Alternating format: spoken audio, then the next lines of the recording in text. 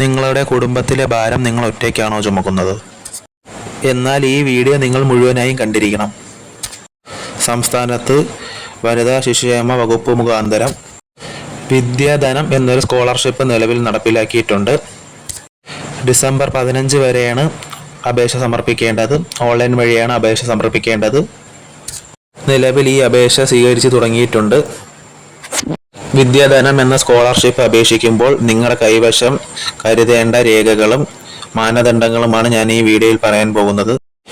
Video skip ചെയ്ത് മുഴുവനും കാണാൻ ശ്രമിക്കുക. എൻ്റെ ചാനൽ കൂടി സബ്സ്ക്രൈബ് ചെയ്യുക. നിലവിൽ ഈ സ്കോളർഷിപ്പിൻ്റെ അപേക്ഷ 2 കാറ്റഗറിയായിട്ടാണ് തിരിച്ചേക്കുന്നത്. ഒന്ന് എ കാറ്റഗറി, 2 ബി കാറ്റഗറി. ആദ്യം നമുക്ക് എ കാറ്റഗറി ഉൾപ്പെടുന്നവ നോക്കാം. അതിൽ ഞാൻ നിങ്ങൾക്ക് കുറച്ചുകൂടി മനസ്സിലാവാൻ വേണ്ടി 1 മുതൽ 5 വരെ ഉള്ളതായിട്ടാണ് പറയുന്നത്. എ കാറ്റഗറിയെ തിരിച്ച് 1 മുതൽ 5 വരെ ഉള്ളതായിട്ട് പറയാൻ പോവുകയാണ്. 1 വിവാഹമോചിതർ, നിയമപരമായി വിവാഹമോചിതരായവർ. 2 ഭർത്താവ് ഉപേക്ഷിച്ചവർ. 3 ഭർത്താവിനെ കാണാതായി 1 വർഷം കഴിഞ്ഞവർ. ഇത്തരക്കാർ വില്ലേജ് ഓഫീസറുടെ സർട്ടിഫിക്കറ്റും പഞ്ചായത്തിലെ സത്യവാങ്മൂലം കൂടി വാങ്ങേണ്ടതുണ്ട്. 4-മതായി നട്ടെല്ലിന് ക്ഷതമോ പക്ഷാഘാതമോ മൂലം ഭർത്താവിന് ജോലി ചെയ്യാൻ കഴിയാത്തവർ. ഇത്തരംകാർ സർക്കാർ ഡോക്ടറുടെ സർട്ടിഫിക്കറ്റ് കൂടി കരുതണം. 5-മതായി നിയമപരമായ വിവാഹത്തിലൂടെ അല്ലാതെ അമ്മമാരായവർ. ഇവർ വിവാഹം ചെയ്തിട്ടുള്ള സത്യവാങ്മൂലവും ICDS സൂപ്പർവൈസറുടെ സാക്ഷ്യപത്രവും കൂടി കരുതണം. ഇത്രയുമാണ് എ കാറ്റഗറിയിൽ വരുന്നത്. അടുത്തതായി നമ്മൾ നോക്കാൻ പോകുന്നത് ബി കാറ്റഗറിയാണ്. HIV ബാധിച്ച് ART അഥവാ ആൻറ്റി റെട്രോ വൈറൽ തെറാപ്പി ചികിത്സയ്ക്ക് വിധേയരാകുന്നവർ. വീരചരമമടഞ്ഞ സൈനികരുടെ വിധവകളോ സാമൂഹിക വിവേചനം അനുഭവിക്കുന്നവരോ ആയവർ. ഇത്തരക്കാർ APL വിഭാഗത്തിൽപ്പെട്ടവരാണെങ്കിലും അവർക്ക് അപേക്ഷ സമർപ്പിക്കാവുന്നതാണ്. മറ്റു മാനദണ്ഡങ്ങൾ: ഒരു കുടുംബത്തിലെ 2 കുട്ടികൾക്ക് വരെ സഹായം കിട്ടും. മറ്റു സർക്കാർ സ്കോളർഷിപ്പ് ഒന്നും കിട്ടുന്നില്ല എന്ന് വിദ്യാർത്ഥി പഠിക്കുന്ന സ്കൂളിലെ ഹെഡ് മാസ്റ്ററോ പ്രിൻസിപ്പാളോ നൽകിയ സർട്ടിഫിക്കറ്റ് അപേക്ഷയുടെ കൂടി അപ്ലോഡ് ചെയ്യേണ്ടതുണ്ട്.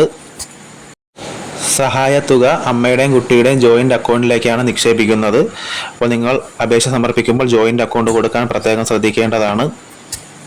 കുട്ടികൾ ഏതെങ്കിലും സർക്കാർ അല്ലെങ്കിൽ എയ്ഡഡ് സ്കൂളിൽ പഠിക്കുന്നവരായിരിക്കണം. പ്രൈവറ്റ് സ്കൂളിൽ പഠിക്കുന്നവർക്ക് ഈ സഹായത്തിനുള്ള അർഹതയില്ല.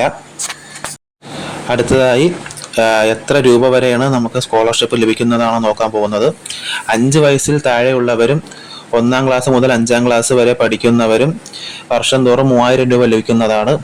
6-ാം ക്ലാസ് മുതൽ 10-ാം ക്ലാസ് വരെ പഠിക്കുന്നവർക്ക് 5000 രൂപ വരെയും, +1 +2 ക്ലാസ്സിൽ പഠിക്കുന്നവർക്ക് 7500 രൂപ വരെയും, ബിരുദം ഡിഗ്രി അതിനു മുകളിലോ അങ്ങോട്ട് പഠിക്കുന്നവർക്ക് വർഷം 10000 രൂപ വരെയാണ് നിലവിൽ ഈ സ്കോളർഷിപ്പ് ലഭിക്കുക. അർഹതപ്പെട്ടവർ എത്രയും വേഗം ഓൺലൈൻ വഴി അപേക്ഷ സമർപ്പിക്കേണ്ടതാണ്.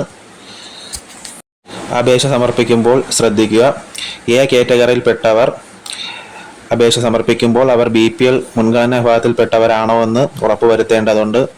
എന്നാൽ ബി കാറ്റഗറിയിൽ APL വിഭാഗത്തിൽപ്പെട്ടവർക്കും BPL വിഭാഗത്തിൽപ്പെട്ടവർക്കും അപേക്ഷ സമർപ്പിക്കാവുന്നതാണ്. അപേക്ഷ സമർപ്പിക്കുന്നതിനായിട്ട് wcd.kerala.gov.in എന്ന വെബ്സൈറ്റ് വഴിയോ അക്ഷയ കേന്ദ്രം വഴിയോ അംഗീകൃത സേവന കേന്ദ്രം വഴിയോ അപേക്ഷ സമർപ്പിക്കാവുന്നതാണ്. ഇത്തരം വാർത്തകൾ നിങ്ങളിലേക്ക് എത്തുന്നതിന് വേണ്ടി എൻ്റെ ചാനൽ സബ്സ്ക്രൈബ് ചെയ്യുക, ബെൽ ഐക്കൺ കൂടെ അമർത്തുക.